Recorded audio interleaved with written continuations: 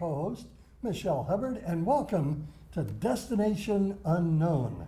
And we're going to take out our compass, our road map, our flashlight, and our GPS, and let's see where we're headed off to today. Ooh, I wonder. Hello, everyone. So what is on the docket for today? Authentic connection. Taking connection a little bit deeper and maybe even being willing to be vulnerable, honest. Authentic connection is what the topic of the day is today. So what does it mean to have authentic connectivity?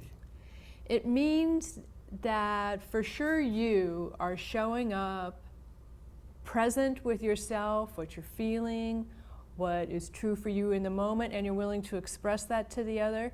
And you're willing to be a space, a place where they can very safely also be that way with you.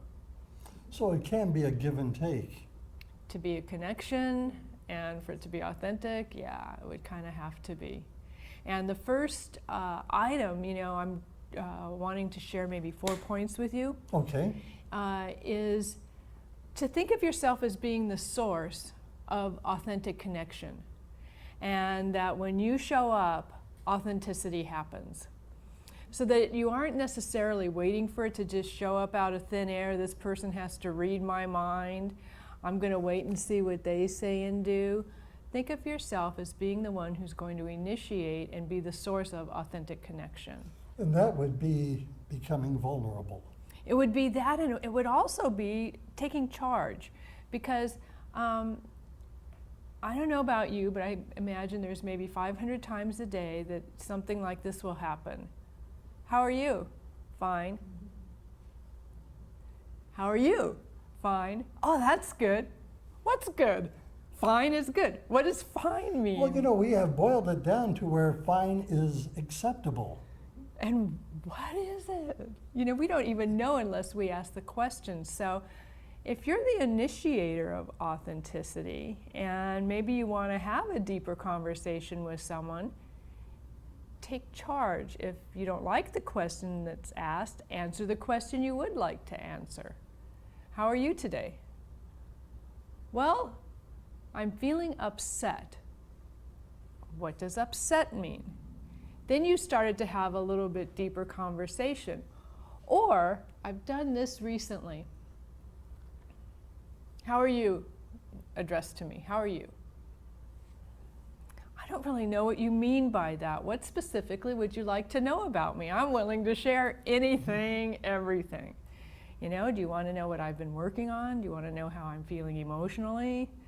Do you want to know if I'm still grieving the loss of my bird?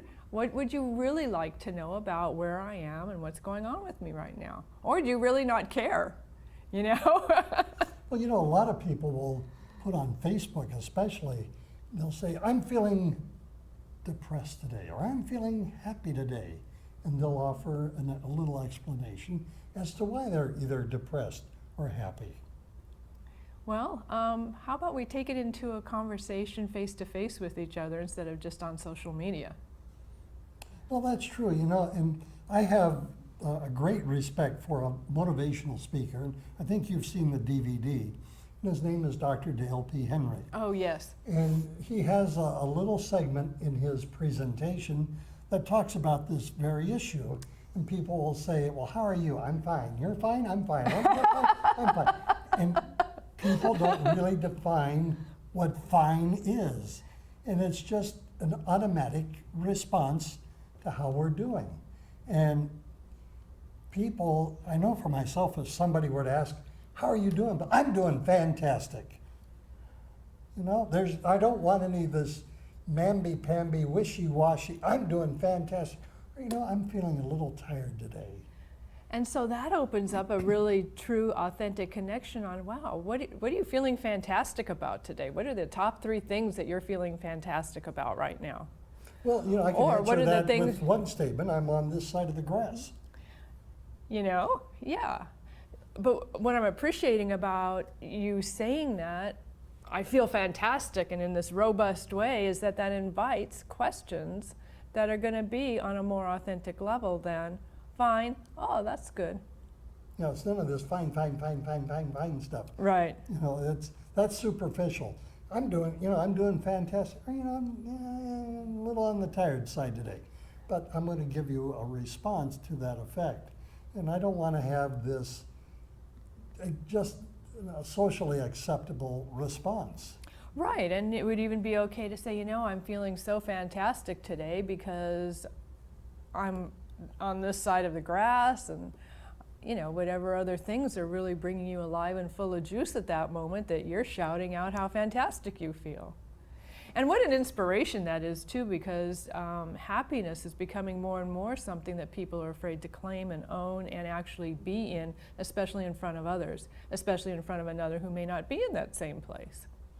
Which is one of the, another one of the points of authentic connection. Are you willing to be your authentic, true self, even in the presence of perhaps someone who's not feeling that way? Perhaps when you're under duress, you know, do you feel scared? Do you feel like you're in a confrontation? Are you still willing to speak what's true for you in the moment, what your position is? Do you have certain rules about when it is or isn't okay to tell the truth? You know, if it's going to hurt, if you think it's going to hurt someone's feelings, you know, they may end up being more okay with something than you think they're going to be. But do you have some rules about when it is or isn't okay for you to speak your truth? And that's one of the things that authentic connection asks us to look at, so that we can really be authentic. And even if this may hurt you, or even if I feel scared to say this, I'm going to say it. Oh, very good. And again, it boils down to really going beyond just fine. Yeah. And what happens if you don't know how you're feeling? Well, here's some clues, is to listen to your body. You know, if you're maybe feeling a little bit tense in your tummy, maybe that means you're scared. And I know for me, when I get scared, I go absolutely frozen up in my head, and it can be hard for me to even know who I am, what my name is, let alone what I'm feeling, and be able to articulate someone to, you know, who or whatever I'm feeling scared to talk in front of. So go ahead and say, I'm feeling scared right now. And allow yourself to take a breath and become present enough that you can say, oh gosh, I'm really happy to be here connecting with you now. I'm back here. Yeah, because you might be preoccupied with something else that may have been a leftover from yesterday or an hour before. Well, and that brings up a really good point on how important it is to express what you're feeling when you're feeling it, so that you won't have these leftovers that come out sideways in a totally unrelated situation and experience.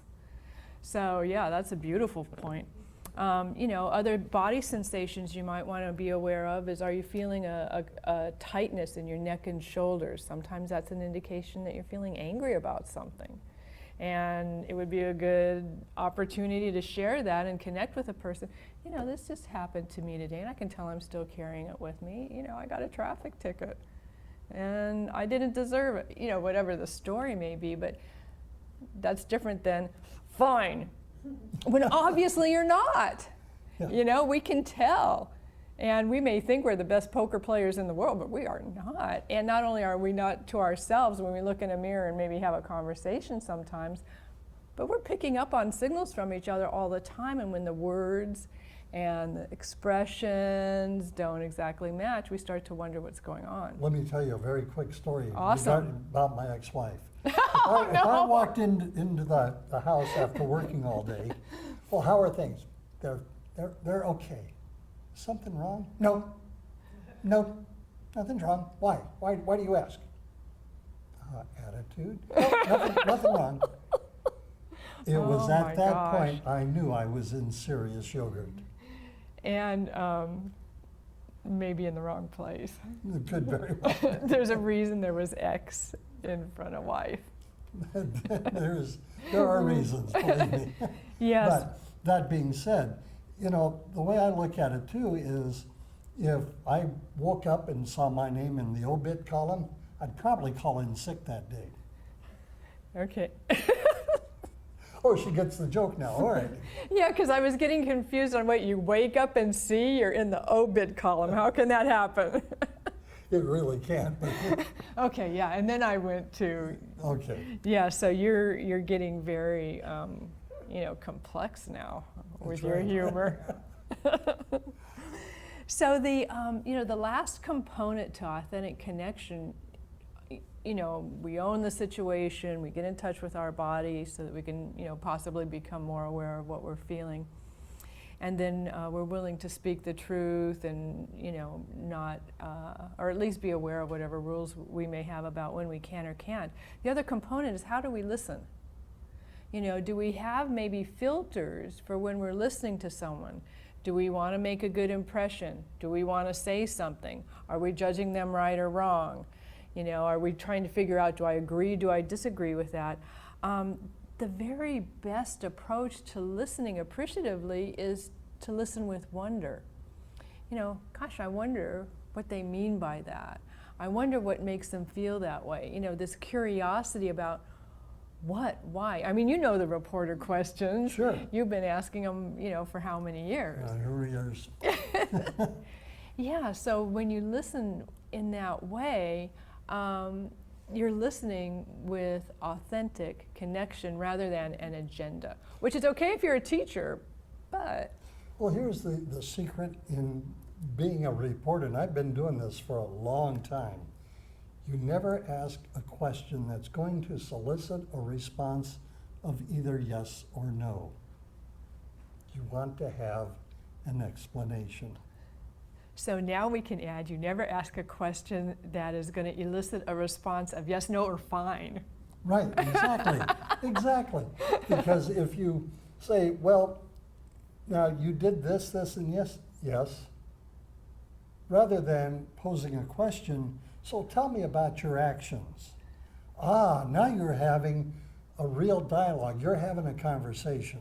And you're inviting like a collaboration, a participation of equals in the conversation, so that here you are, you're this open, safe space for telling me what's going on with you, and so, okay, that makes me want to, and then you'll have a response, and it's a building of a connection. It's a deepening of an already existing connection, but there's a strengthening that can happen from that kind of an approach.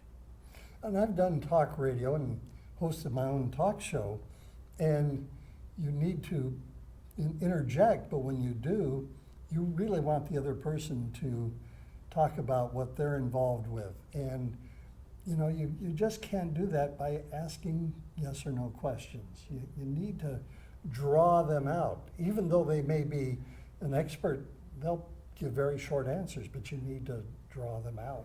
Well, and how much more interesting is life when you approach it with curiosity, when you're always discovering something new about someone or something, or what some philosophy or what something may mean to someone instead of what it means to you. Life is so much more fun and interesting when you're discovering all these new things all the time, like children do. I always tell people life happens when you're making other plans. So the idea behind that is to engage in a meaningful conversation. Right. Because you never know where that conversation is going to lead. And that's the fun part. And that happens when it's authentic, because you're approaching it from wonder, and you're approaching it from working more and just staying present and honest as yourself.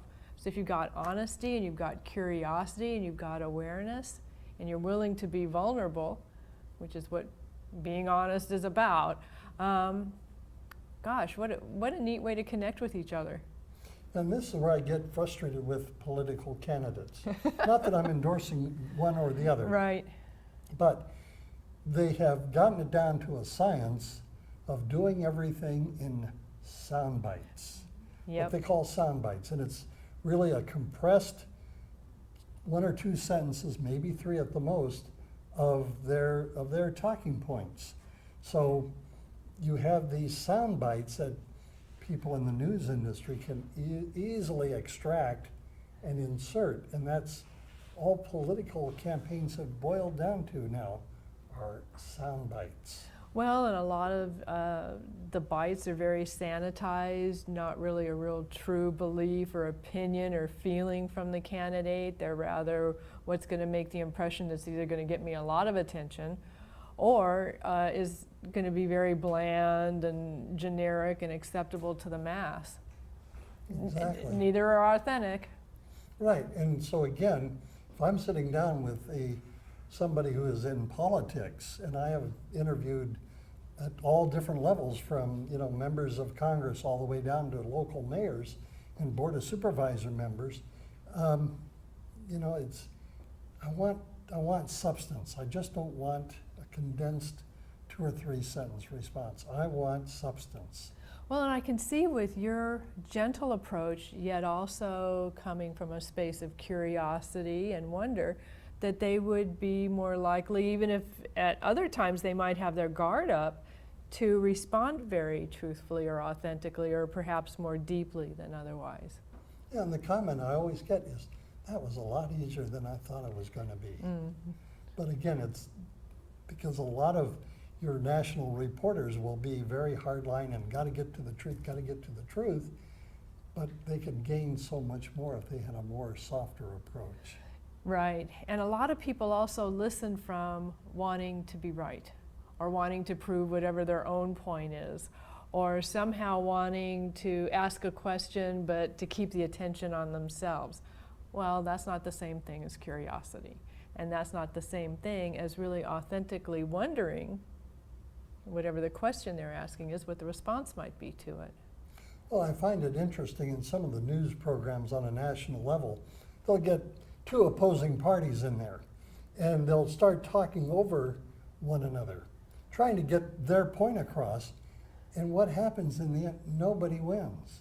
Well, and as a Everybody listener, loses. and as a listener, it's so blurry. All of a sudden, you don't know what either one of them are saying, and you tune out.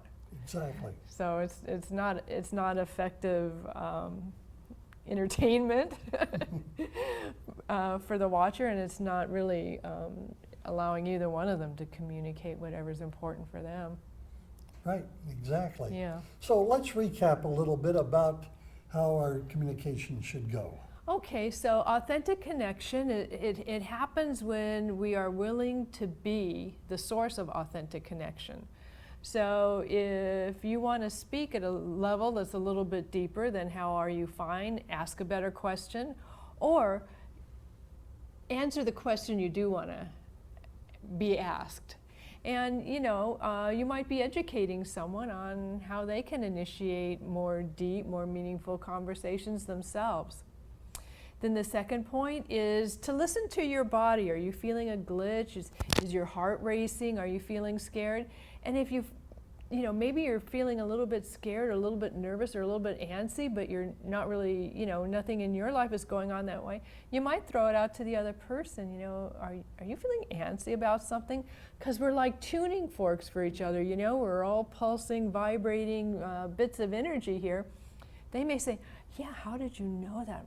There's, I don't know what going on, but that's another way of really authentically connecting, is to be so aware of what's going on with you that it may be you're picking up on signals from whoever you're engaged with.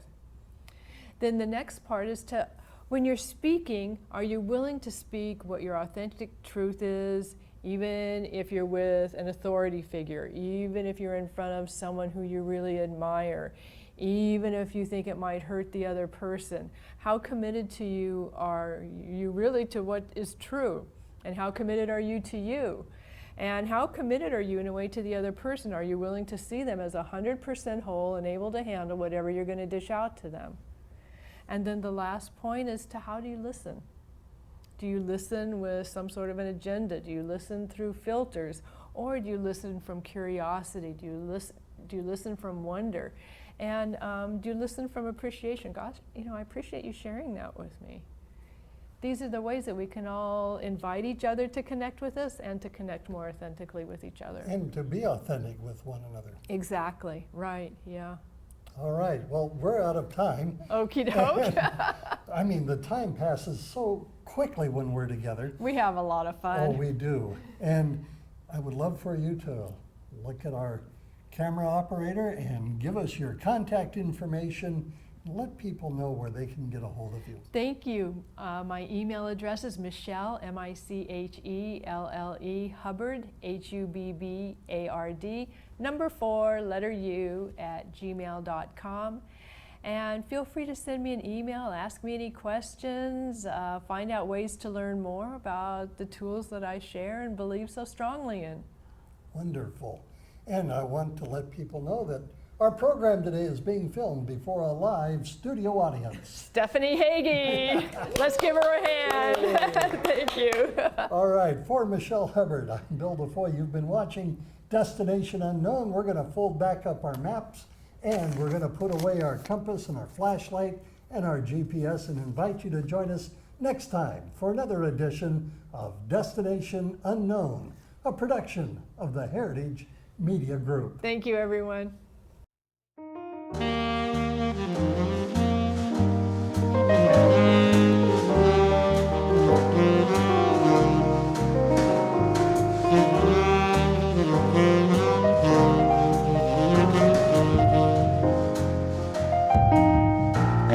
you.